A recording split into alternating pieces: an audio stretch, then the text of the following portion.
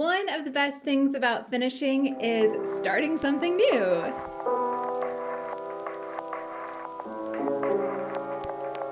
Hey folks, it's Mary, aka MercyTriumphs, and this is Slow Crochet. This is episode 065, and today I'm talking about all my works in progress and my new projects and anything that I finished in crochet this week. So let's get right into it. I finished my Lanthier shawl. Here it is in all its mottled, marled, gradient blue beauty, and I'll put in some footage right here. This shawl design was so beautiful. And first of all, I do want to give a shout out to everyone who helped me when I was looking at this yarn. At first, I was so confused because it was acting more like a DK weight. So thank you to everyone who commented and helped me when I first started out in affirming, yes, this is like a thicker weight than it was listed as being, and also helped me really push myself to go up all as many hook sizes as I did to make this as drapey as it turned out to be. It is Queensland Rainbow Beach. I'll put the name of the color right here on screen. And I do highly recommend this shawl pattern as well. It does have some granny stitches, it does have some chains, but it's one of those really rhythmic, easy to memorize. It's maybe like a 5 or 6 row repeat. You just get into the flow of it. And it also would be a really good candidate if you want to make it extra wide. Because I used a 6.0 millimeter hook on this, it did turn out very loose and drapey, which is exactly what I wanted. It feels light, it feels breezy, but it's also that wonderful wool that's going to be just right as we transition seasons. And so I can throw this on, because who wants to wear a jacket or a cardigan when you can throw on a shawl? I mean, just make your life a little bit more interesting, right? Add an extra layer of beauty, a little thing that says, I am me, and I don't have to conform to trends or fashion or whatever it is in order to be beautiful. I'm going to bring my unique beauty into the world. It's one of the things I love about shawls. They're so classic. And to me, I always feel kind of like a fairy tale princess when I wrap it on. It feels like a cloak. And even though I'm not wearing a long, flowy ball gown, I still kind of get that feel like I'm going to walk through the woods and I'm going on an adventure. I let my imagination run wild and I get to feel beautiful in something that I've made. So love this shawl.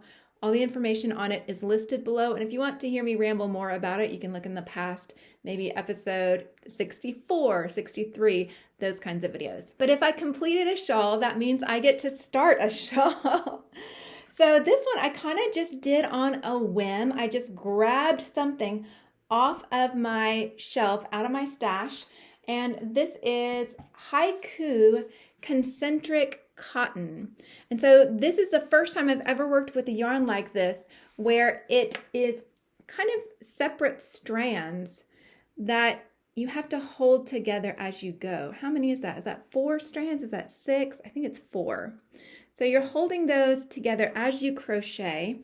This particular one, it's 200 grams and it is 929 yards or about 850 meters. Designed in Seattle, made in Peru. Skacel, there's more information on it, Skacel knitting. This color is called Nautical, and this is one that I picked up from my favorite local arts and crafts thrift store. I got it for a really good price. Don't remember if it was $1 or if it was in one of those basket sales. But originally at the fancy store, it was $37.50. And it came out in 2006, it says. And so yeah, I got a really great price on it. 100% Pima cotton. So what am I making with it? Well, first of all, that is a navy blue. So it's not black, but I have to be very intentional with when I work on this because I've already had to frog a little bit because of the dark yarn. I have to make sure that I have good light for this. But the pattern is the Sis Shawl by Sis Homemade. This is a gorgeous shawl that many people on Ravelry have done, and that's how I found it. And what I liked about it is it had multiple rows of repeats, and so I figured it doesn't really matter how much yarn you have because you can make it as big as you need to make it. For this one, I am using a size H hook, which I believe is a 5.0 millimeter, and I'm using my new to me, vintage Boye. So this one did not feature in my recent video about vintage versus modern Boye hooks, but it does have a distinct difference in this one versus. Here's the modern 5.0 Boye hook, and here is the vintage. So you can see that video. I'll have it linked below if you're curious, just for a closer look at some of the differences there. I am loving how this hook is going. Hands down, another favorite. It's got that matte finish. I just happen to be partial to that beautiful aqua green color. And I think this is going to be just lovely. This is the first time I've actually worked with a Pima cotton, and it's super soft. The only challenge is I feel like I'm going extra slow, because as much as that yarn could split, I don't want it to split out on me. And then since I have this color of blue, this navy in here, I want to be very intentional and not have to frog a whole lot more. So it'll go from the navy into this very bold nautical yellow, and then into like a medium cornflower blue, and then a paler kind of baby blue. I thought having the darker colors up towards the front would kind of draw the eye up perhaps, but also I just wanted to get through that dark blue as quickly as I could and get on to the lighter colors so I have more flexibility on when I get to work on it. So happy days with a new beginning there. Another new beginning for this week is the up and down pullover. Last week I had a swatch that I had done, and I am mostly through the back panel. The back panel is the largest, and I think I only have maybe 6 more rows on this. So it needs to be about 14 inches across for the size that I'm doing, and I'm gonna make it about 19 inches long. I will say I did go through the trouble of making the gauge, but as I'm actually crocheting the piece itself, the gauge is not the same as what I'm crocheting here. This is really kind of making me question, what is the point of doing a gauge swatch? So this ended up, I think because it's a smaller size, it did end up just a bit tighter, because when you have a larger piece like that, the weight is naturally going to pull a little bit, and it's going to feel different in your hand. Now the designer, which is I Need It Crochet, she does say if you're making a larger size to do a larger, like a double size gauge swatch, but with this size it didn't seem to be necessary. So I did originally measure out what I was going to need based on this particular swatch. And then when I measured out the actual piece, I realized that my gauge was actually closer to the original pattern. So I didn't have to do nearly as much math as I thought I would. Anyway, kind of a bit of a long story, some frogging involved, but the reality is when you're making a wearable and you want it to fit you and fit your measurements, it's worth the time to kind of go back through, see how the yarn performs, because again, surprisingly, the gauge swatch isn't necessarily going to help you a lot, sad to say, but not a big deal. After a couple of rows, I could frog that back, add a couple more chains, make it a little bit wider, make it a little bit taller. So we're still going to move forward with this.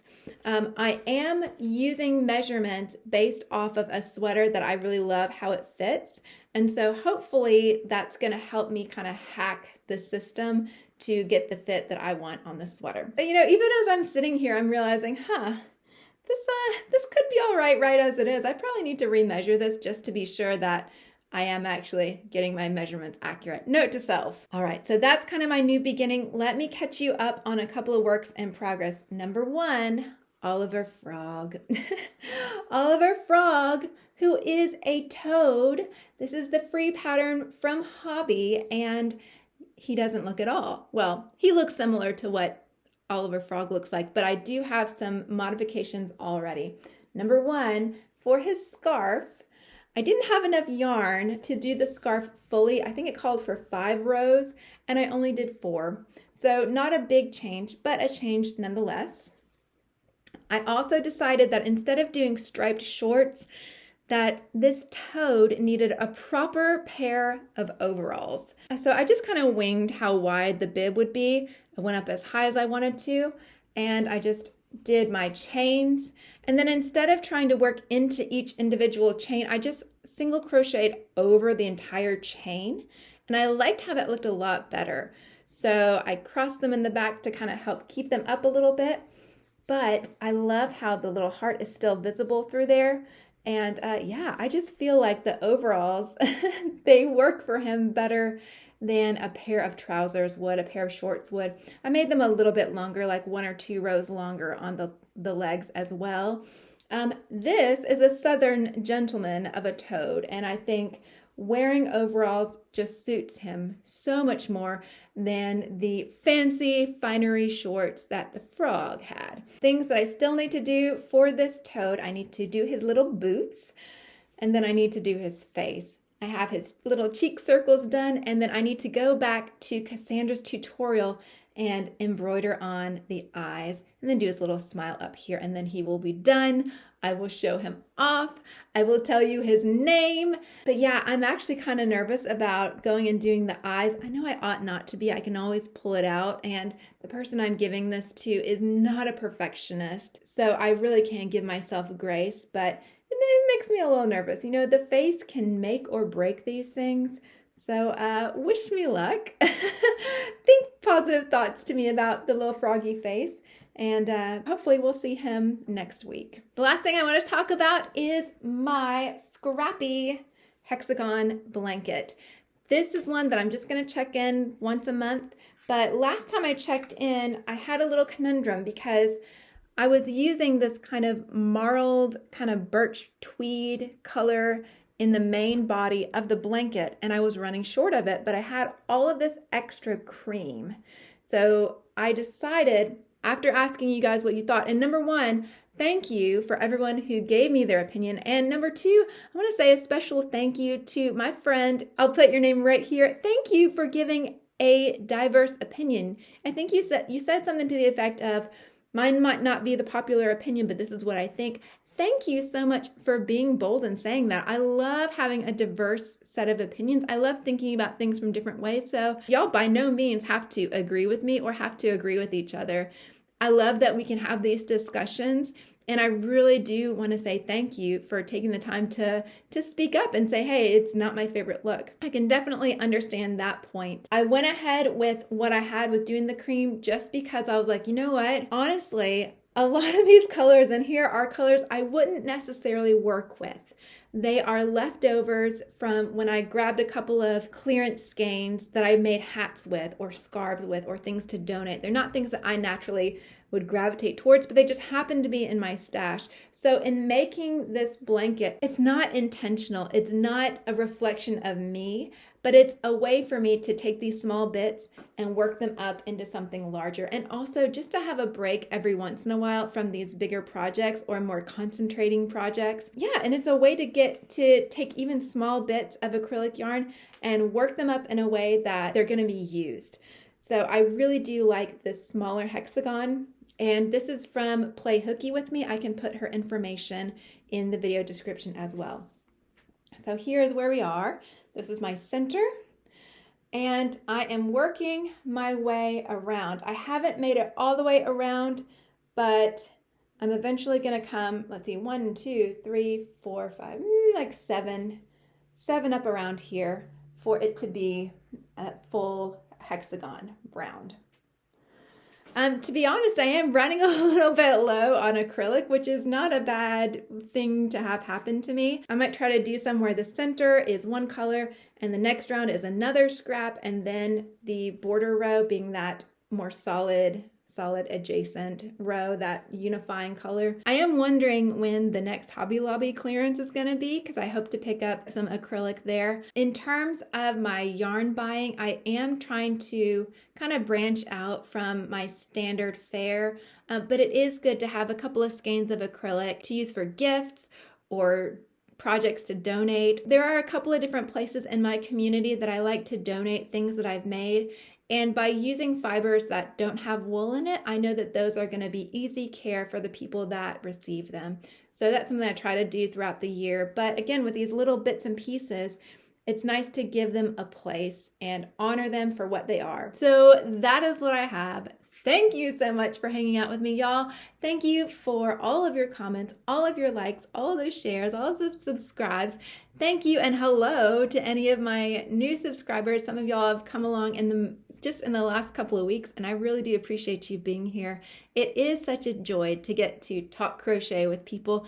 Y'all, my crochet friends, the ones that I have in real life, they're in babyland right now. One of them just gave birth and another one is about to give birth. And so they're kind of out of crochet commission. So it really does make a big difference that I get to hang out with y'all and just talk yarn with you and talk about what we're working on. It makes my heart happy. And I'm so thankful that you're part of my life. And it's such a privilege to be part of yours.